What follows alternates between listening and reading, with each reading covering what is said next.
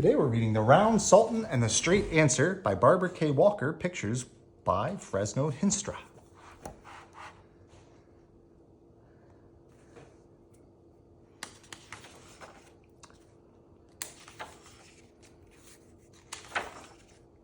Once there was, and twice there wasn't, a Turkish sultan who loved to eat. 3 or 4, 5 times a day he sat himself down at his dining table. One after another, he ate yogurt soup and rice with yogurt and meats with yogurt and fruits with yogurt. Great heaps of dark brown bread simply melted away. All around the Sultan sat his courtiers, nibbling away at this and that. Musicians played, beautiful veiled girls danced, a fountain splashed, and multicolored birds sang in their cages. Altogether, mealtimes were splendid times indeed. Each day, the Sultan was weighed in his royal set of scales. The Sultan smiled to see that he was growing at last to be a fine figure of a ruler. He must surely be the fattest, roundest Sultan in all the world, he thought. But every good has its bad, and one day the scales broke beneath his weight. That day, too, the Sultan discovered that he was too fat to walk a single step. His feet hurt hideously if he stood up even for a moment. His royal throne developed a crack which widened and widened, and finally the royal carpenters had to make another throne twice as strong and sturdy as the first one. One by one, the Sultan's royal shirts and royal trousers split at the seams. Tailors were called to make new clothes. The Sultan could no longer fit into the royal bathtub. A new one was made, large enough to bathe 2 full-grown buffaloes. 10 men helped the Sultan into his bath, and 10 men helped him out again. Clearly, the Sultan had become too fat. Something must be done before matters became any worse. Criers went out to the ends of the kingdom. "The Sultan seeks a doctor who can help the Sultan become thinner. Hear ye, hear ye. Your reward will be great." Doctors hurried in to the palace from all directions. Some brought books of healing. Some brought medicines. All of them were certain they could help the Sultan. The first doctor studied the Sultan, and then he said solemnly, "My Sultan, you must eat nothing but fruit." The Sultan tried for 7 days to eat nothing but fruit. He had fruit for breakfast, fruit for lunch, fruit for afternoon tea, and fruit for dinner. He tried to eat nothing but fruit. Oh, he ate between meals now and then. A heap of rice with chicken made a pleasant snack, and nothing tasted better than a tray of honeyed baklava. At the end of a week, the first doctor came to examine the Sultan. Alas, the Sultan was fatter than ever. "To prison with him," roared the Sultan. "Give him nothing but fruit. As for me, fruit simply won't do." A second doctor studied the Sultan. Then he said solemnly, "My Sultan, you must take nothing but hot tea without sugar." The Sultan tried for 7 days to take nothing but hot tea without sugar. He had hot tea without sugar for breakfast, hot tea without sugar for lunch, hot tea without sugar for afternoon tea, and hot tea without sugar for dinner.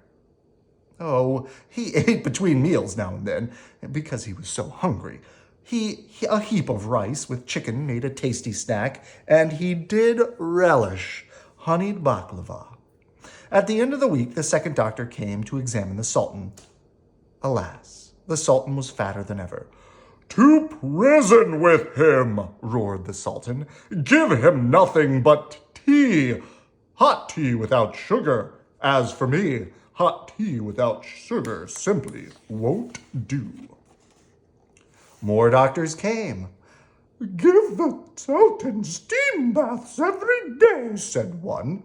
The Sultan steamed and steamed. Between steam baths, he ate and ate. And off to prison went another doctor. Exercise. Nothing but meat. Small helpings.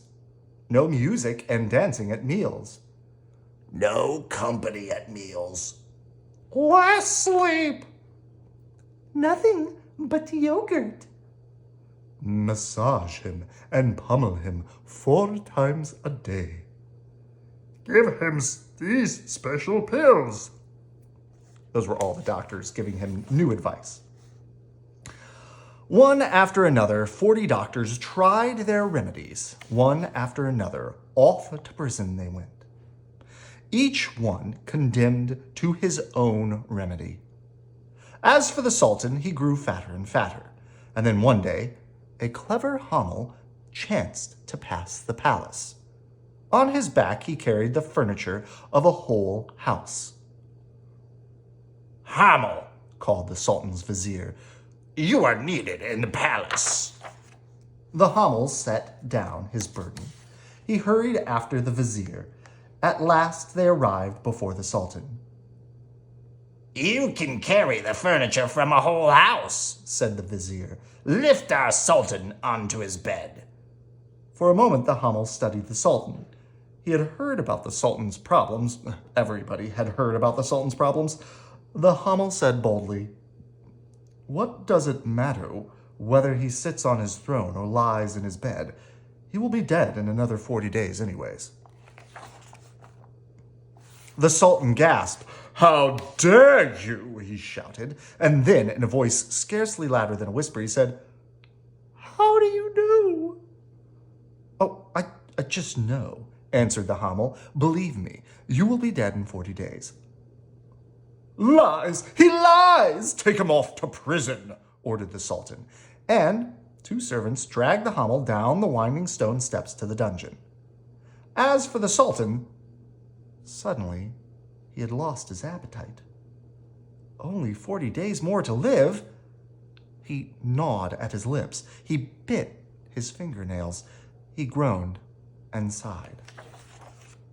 At breakfast, he nibbled at toast. At lunch, he bit of wine and cheese. At afternoon tea, he sampled a plum cake. And at dinner, he forced down a small kebab. As for eating between meals, somehow food didn't seem important anymore. Day after day passed. The Sultan sat and worried.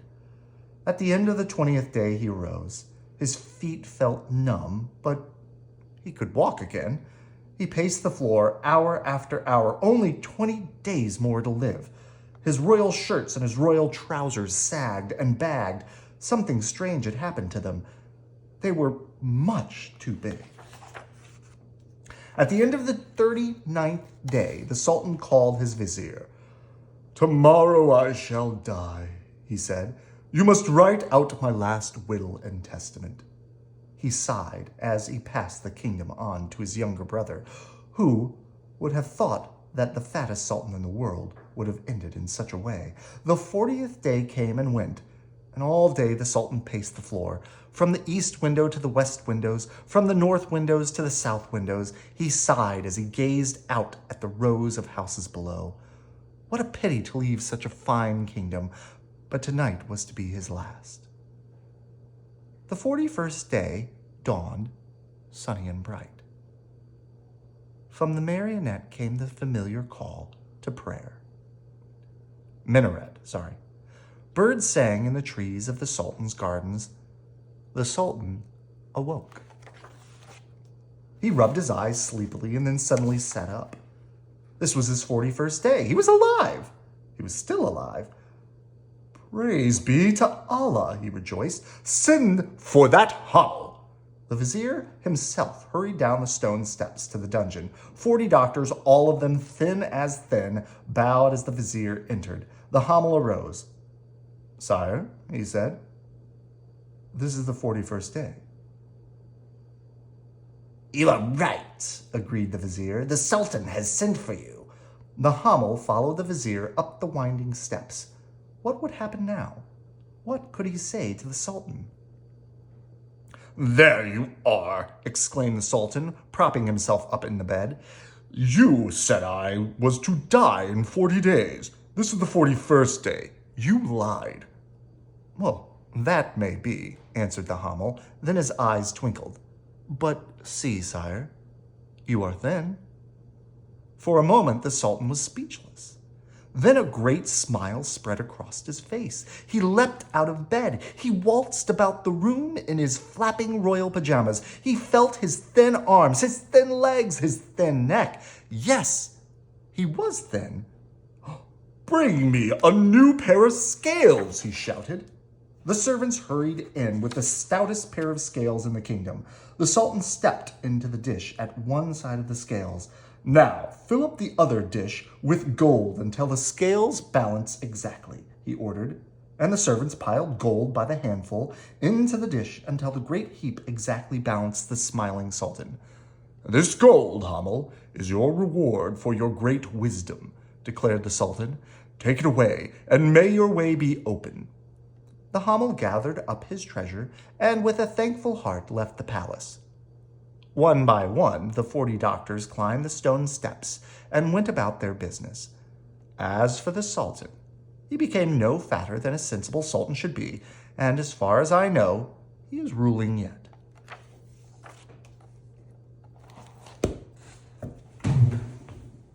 Good night. I love you.